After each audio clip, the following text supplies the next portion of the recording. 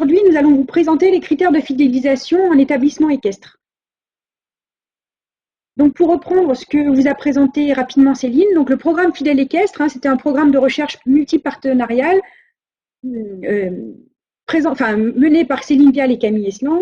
L'objectif, c'était d'interroger les cavaliers non propriétaires d'un équidé pratiquant en centre équestre. Ce sont des enquêtes Internet et des entretiens qui ont eu lieu auprès de cavaliers de 7 ans et plus entre 2017 et 2018.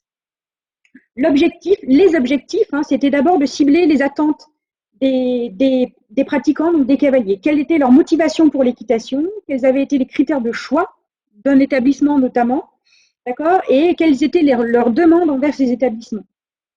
Ensuite, c'était de faire un point sur la situation actuelle et leur satisfaction. Quel type de pratique exercent-ils? Est-ce qu'ils sont satisfaits ou non? Et quelle est leur relation avec leur établissement? Et puis, au final, c'était essayer de déterminer des comportements de fidélité. Quel était l'engagement des cavaliers envers leur enseignant, la cavalerie, le groupe d'amis, la communauté, etc., etc. Quels sont les processus de choix et les fidélités comportementales. Donc, c'est ce que nous allons vous présenter par la suite. Donc, l'étude a permis de mettre en relief 4 profils de cavaliers bien particuliers. Donc, les premiers, ce sont les novices.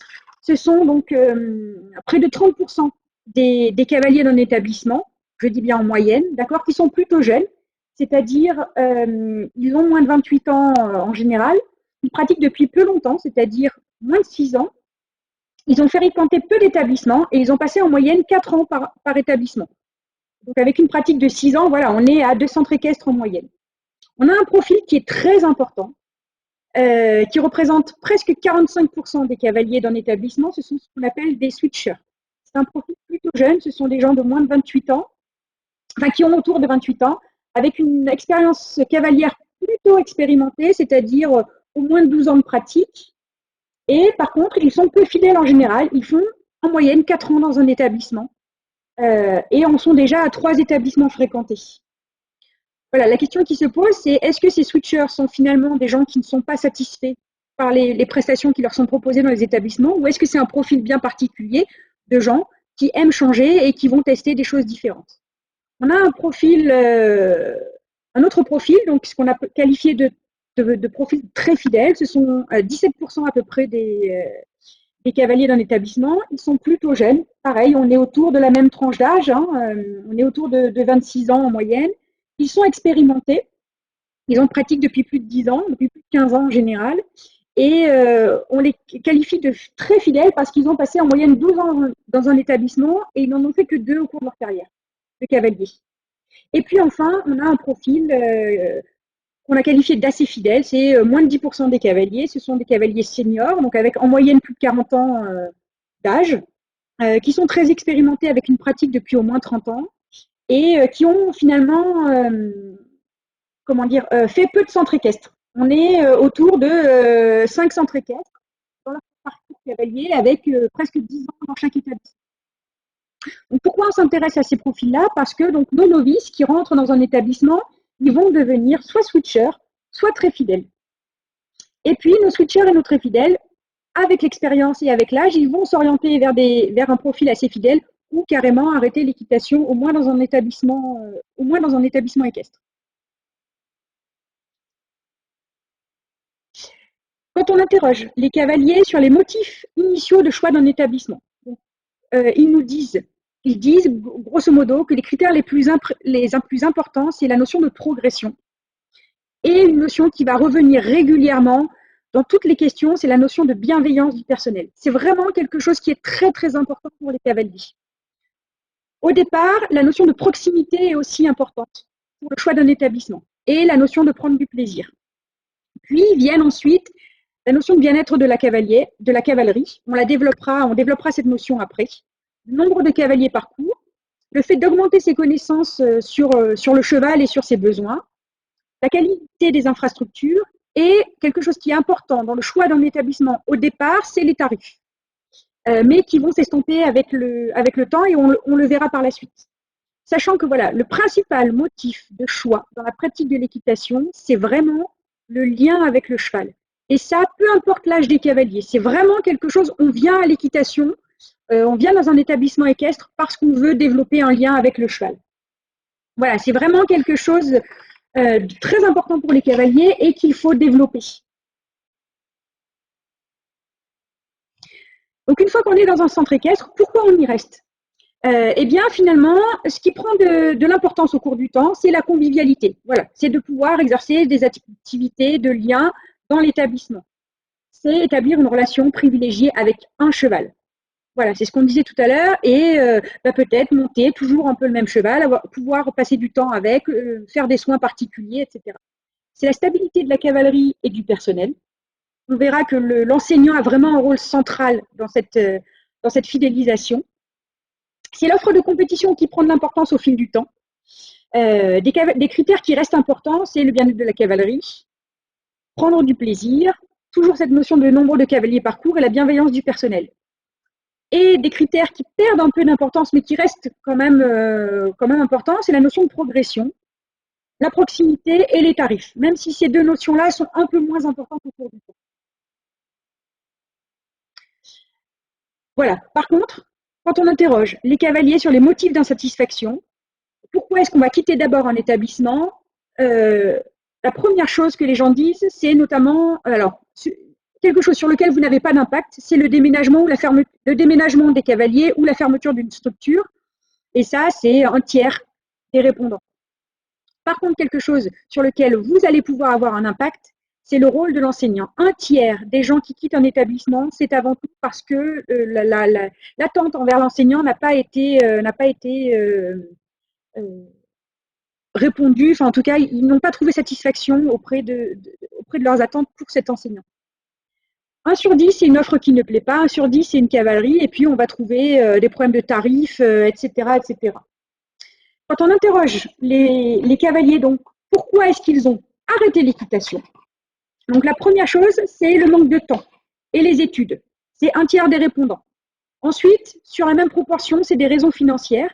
Et c'est des choses sur lesquelles vous pouvez quand même essayer d'avoir un impact. C'est-à-dire que vous allez pouvoir proposer des prestations peut-être un petit peu alternatives. C'est-à-dire qu'on ne fait plus des cours d'1 heure, mais on fait des cours d'une demi-heure, de 3/4 d'heure, qui vous fait que vous proposez des prestations moins chères. C'est peut-être ne pas faire un cours par semaine. Et c'est finalement un cours toutes les 2 semaines, toutes les 3 semaines, etc. On vient à la carte. On n'est plus dans une notion de progression linéaire. Hein. On ne vient pas là pour faire les Jeux Olympiques, mais pour prendre du plaisir, pour progresser quand même. C'est proposer peut-être des cours alternatifs, c'est-à-dire des cours de soins, des cours à pied. Comment est-ce qu'on fait une crinière, comment est-ce qu'on pose des bandes, etc. etc. Un cavalier sur 10 qui a arrêté l'équitation, c'était parce que une insatisfaction et notamment le besoin d'achat d'un cheval. Donc ça, vous pouvez aussi avoir peut-être un impact, c'est-à-dire qu'en proposant un accompagnement dans l'achat d'un cheval, ou vous ne m'entendez pas très bien. Donc on a dit besoin d'achat d'un cheval. Donc vous pouvez y répondre, soit en proposant d'accompagner les cavaliers dans leur parcours d'achat, hein, ou alors en proposant d'abord des quarts ou des demi-pensions, en tout cas pour initier petit à petit les gens à s'occuper entièrement d'un animal. 1 sur 10 arrête pour cause de santé, grossesse, âge, etc. Là-dessus, vous n'avez pas d'impact. Et puis, on va avoir des déménagements, la fermeture, la mort du cheval ou d'un cheval, etc. Quand on s'intéresse, donc, on a vu le personnage clé, le rôle clé d'une structure, en tout cas auprès des cavaliers, c'est l'enseignant. Et les attentes sont nombreuses, mais la première, c'est la bienveillance. C'est vraiment quelque chose qui est important pour les cavaliers. C'est la première chose qu'ils citent. Ensuite, c'est la stabilité du personnel, la notion de pédagogie, la capacité d'adaptation. Hein, on a eu peur à cheval, et ben, on va prendre du temps, on va choisir le même cheval, etc. C'est une notion de progression, de sécurité, et puis le lien affectif et la relation de confiance. Voilà, l'enseignant, c'est vraiment un motif de satisfaction auprès des cavaliers. Il est très très important dans la fidélisation de l'établissement et notamment pour les cavaliers débutants et les nouveaux arrivants. C'est vraiment quelque chose auquel les gens sont très sensibles. Et on a vu aussi que c'est quand même le premier motif pour quitter un établissement. parce que par manque de progression, manque d'amabilité du personnel, manque de compétences et de pédagogie des enseignants, des expériences traumatisantes, hein, on a eu des chutes, de la peur, etc. Donc, on peut influencer quand même là-dessus. Mais voilà, par contre, il n'a pas d'impact sur l'arrêt de l'équitation. L'enseignant, voilà, il va influer l'engagement communautaire aussi du cavalier. Une autre notion dont on a parlé rapidement, c'était l'importance du bien-être animal. C'est un critère important pour le choix d'un centre équestre, pour les cavaliers expérimentés.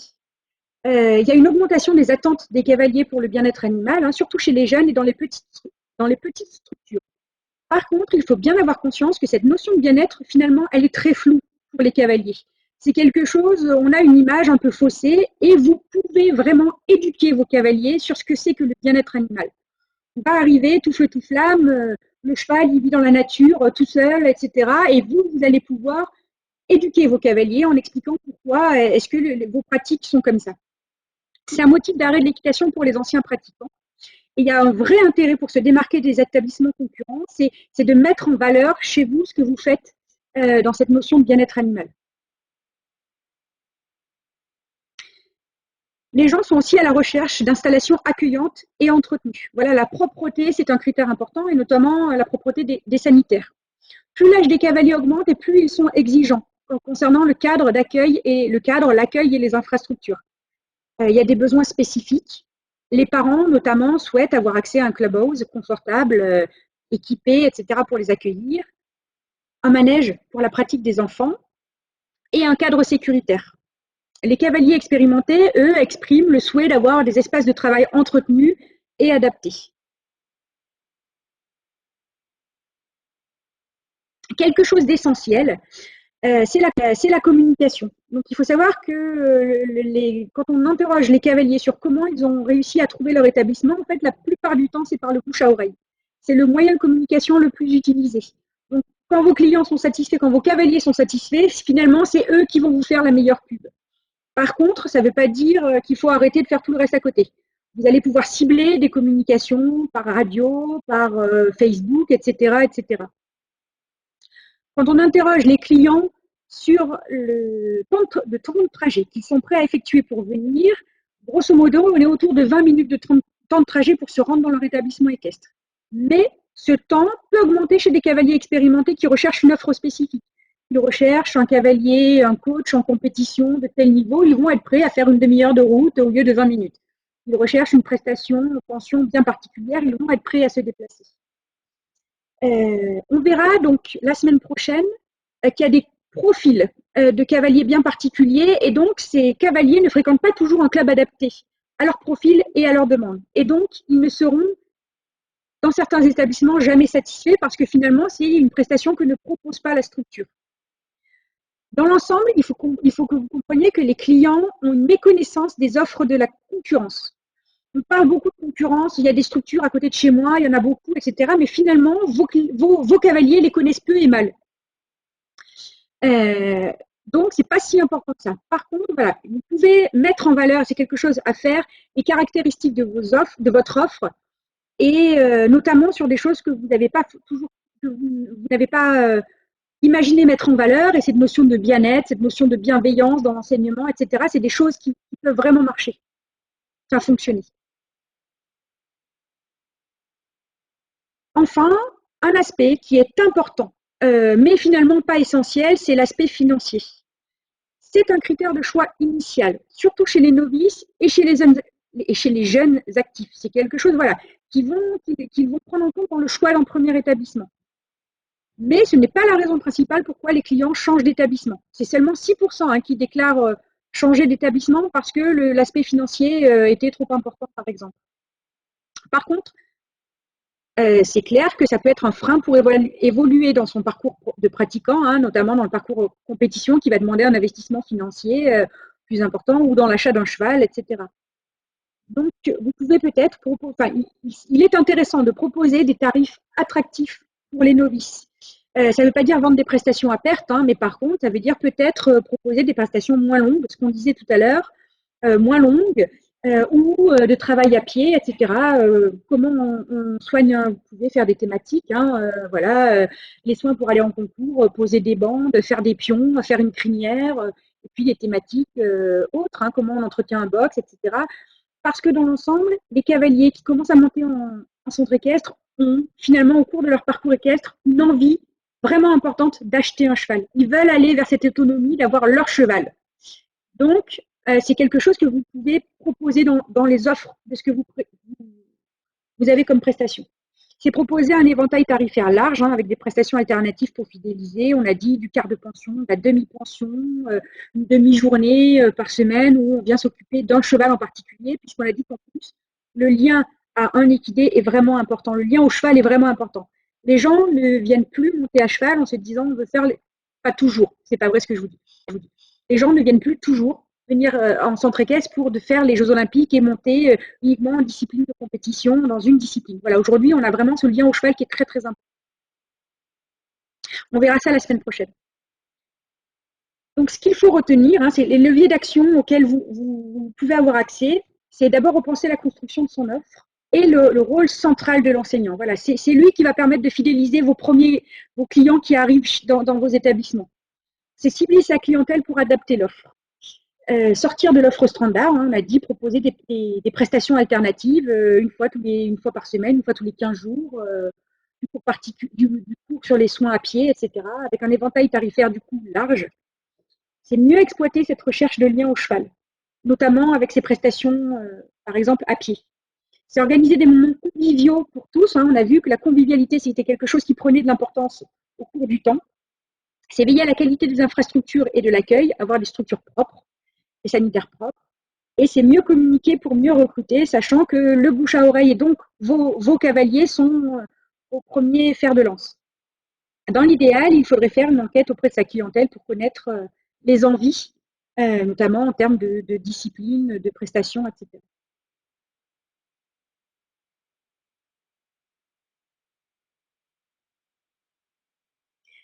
Donc voilà, nous en avons fini pour la présentation. Nous allons passer aux questions, si vous en avez. Et donc, je vous ai mis la suite des